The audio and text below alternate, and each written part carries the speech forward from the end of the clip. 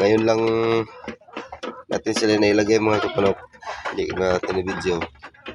Yan o. Nanibago po sila kanilang kalagayan. So may 5 dyan. Saka dito. Ano sila o. Nanibago sila sa kanilang kulungan mga kapanok. Dahil nakikita nila yung nasa baba. Yan po sila. So nalipat na din natin sila mga kapanok dito sa area sa kanilang kulungan na ito. So hiniwalay natin yung mga malalaki dito at yung medyo maliliit sa kabila.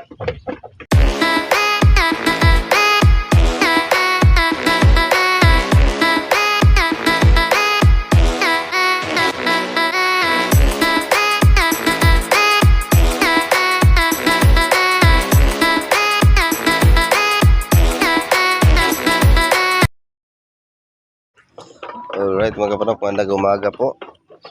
So ngayon ay tapos na po tayo naglagay sa kanila ng kanilang pagkain.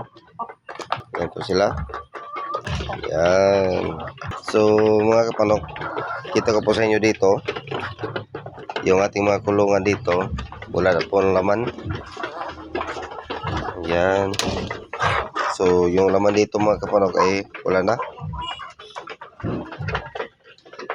Nabinta na.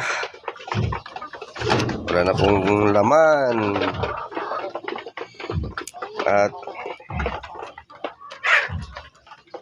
dito din wala na ding laman dito.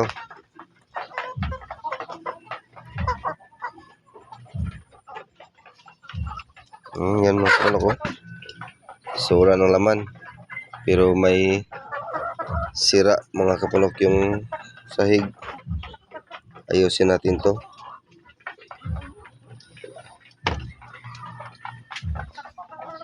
Dito isa na lang yung natira natin. Ito hindi natin to bininta. Gawin natin tandang to mga kapanok. So sa ngayon mga kapanok, wala na po tayong mga pambinta na mga manok. Dahil yung nandito mga kapanok sa baba, hindi po natin to sila bibinta. Paitlog natin po to dito. Yan. Wala na pong laman dito, pero yung kulungan na to sira po yung kanyang pinto. Yan. At saka ito sira po ito. Yan. Ayusin muna natin yan. At ang kulungan na ito mga kapanok ay kailangan natin ayusin dahil butas-butas na po. Yan, yung laman dito wala na. Saka yung sahig butas. So ayusin natin to mga kapanok. Saka yung dito, yan, wala na rin laman.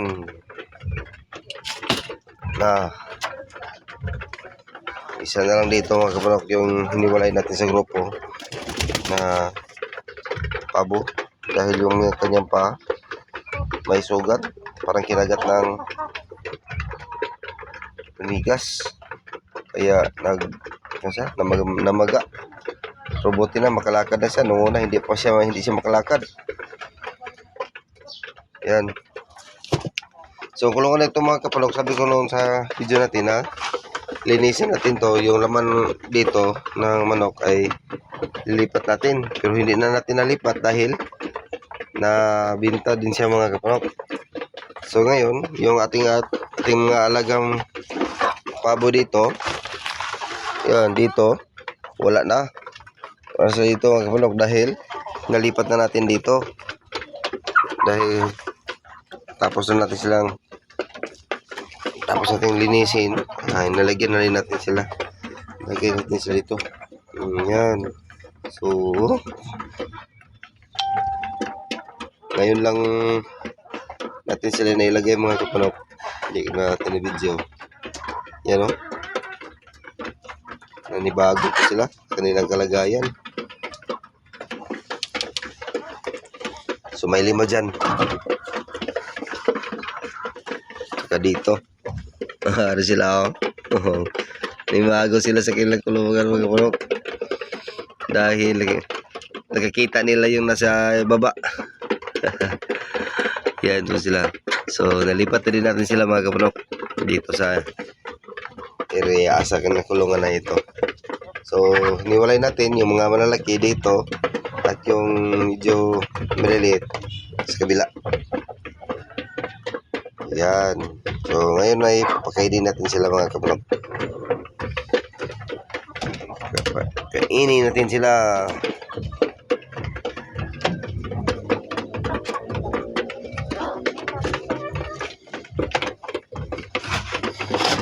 Isang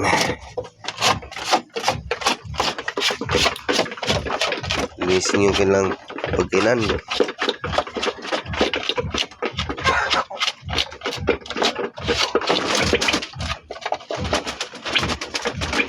Yan.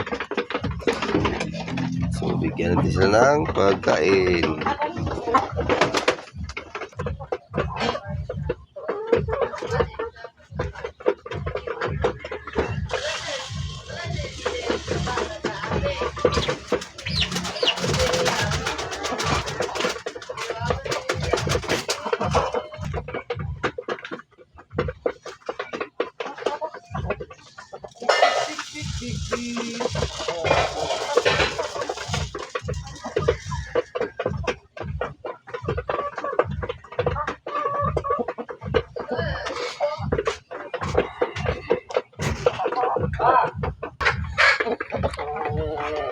So yan mga kapanok ko, dahil takot pa sila.